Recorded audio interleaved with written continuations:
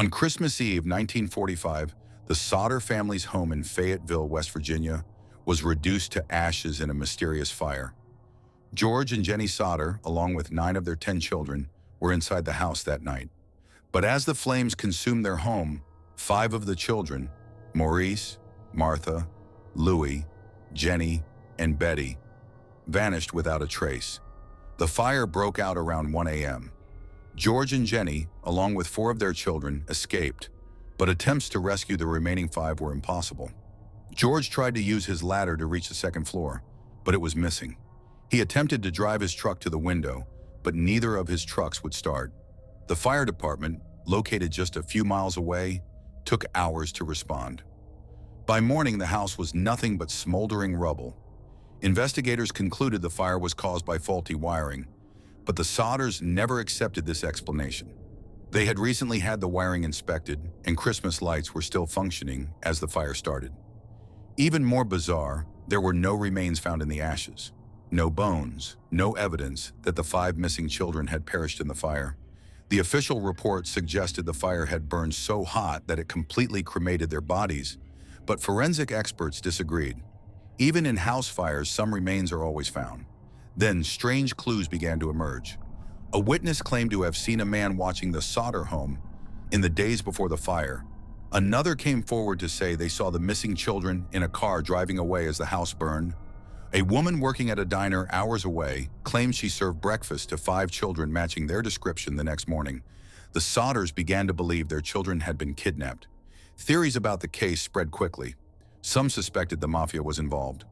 George Sodder, an outspoken critic of Italian dictator Benito Mussolini, had received threats before the fire, warning that his house would be burned down.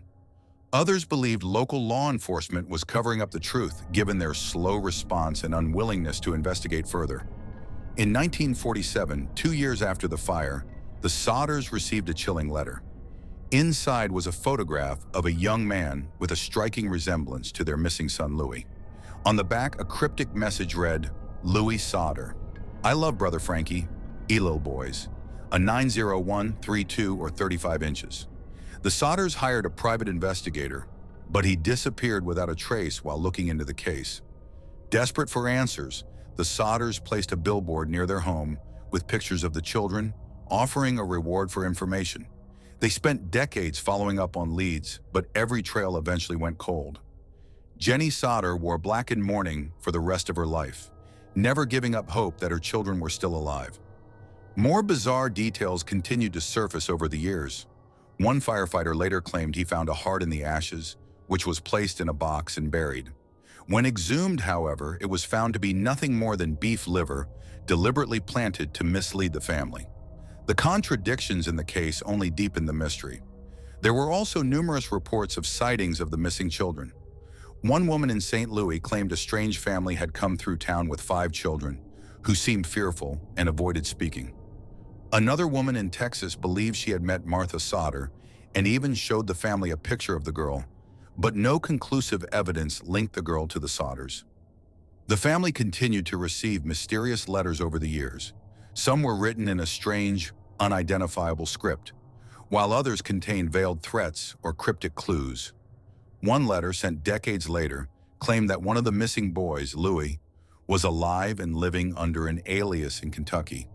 But when the Sodders hired a detective to track him down, he too vanished without a trace.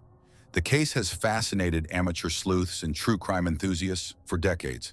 Some believe the children were abducted and raised under new identities. Others think they were victims of a sinister conspiracy. The possibility of an intentional kidnapping has led to speculation that powerful forces, possibly tied to organized crime, wanted to silence George Sodder. Even today, the fate of the missing Sodder children remains one of the most haunting and unresolved mysteries in American history. Were they taken? Did they perish in the fire? Or is the truth still out there, buried beneath layers of conspiracy and silence? Despite the years that have passed, the case has never been officially closed. The surviving Sodder children, now elderly, still seek answers. The billboard, which once stood as a beacon of hope, was finally taken down in the 1980s. But the mystery remains alive in the hearts of those who refuse to let the past be forgotten. On a cold February day in 1957, a grim discovery was made in the Fox Chase neighborhood of Philadelphia. A young boy, estimated to be between 3 and 7 years old, was found dead inside a discarded cardboard box. He was naked, wrapped in a cheap flannel blanket, and his small body bore signs of prolonged abuse. The case would go on to be one of the most baffling and haunting unsolved mysteries in American history, forever known as the mystery of the boy in the box. The boy's hair had been crudely cut, likely after death. His emaciated frame bore bruises and scars, suggesting he had endured severe neglect or mistreatment. Despite the widespread media coverage, no one ever came forward to identify him. Authorities scoured missing child reports, hospitals, orphanages, and adoption agencies, but no match was ever found. One of the most puzzling aspects of the case was the box itself. It had once contained a J.C. Penney bassinet, leading investigators to believe that someone had either purchased or been given the box recently. However, efforts to trace it to a buyer led nowhere. The lack of forensic technology at the time made it nearly impossible to gather usable evidence from the box or the blanket. Detectives pursued numerous leads. A foster home located just over a mile away came under suspicion, as it was known to house several children around the same age. Reports surfaced that a boy similar in appearance to the victim had been seen there. However, no direct evidence linked the foster home to the crime, and the lead eventually went cold. Years later, a woman known only as M came forward with a chilling claim. She alleged that the boy had been her mother's victim, a child purchased illegally, subjected to years of abuse, and ultimately beaten to death in a fit of rage. According to M, after his death, her mother cut his hair, bathed him, and disposed of his body in the box. While authorities found her story compelling, they were unable to verify her claims due to lack of concrete evidence. For decades, forensic experts attempted to piece together the puzzle. Handwriting analysis was conducted on the note attached to the bassinet box. Experts scoured archived documents, seeking any trace of a missing child whose details matched the boy. Several exhumations were performed over the years, each one aiming to extract further DNA evidence. But the case remained a frustrating enigma. In 2019, after decades of speculation, forensic genealogy became a possible key to solving the mystery. Investigators exhumed the boy's remains in the hopes that advancements in DNA testing might finally reveal his identity.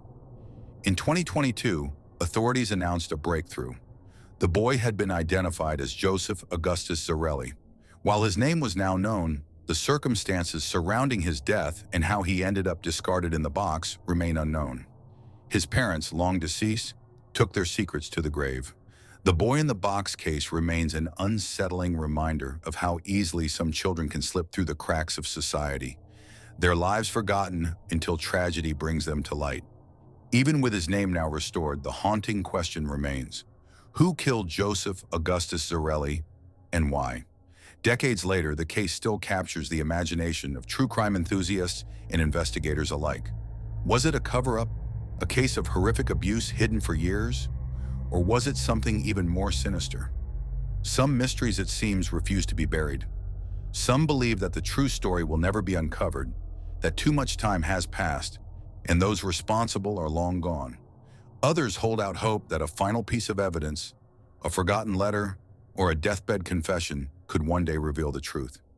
Until then, the boy in the box remains a ghost of the past, his story a chilling reminder that justice for some may never come.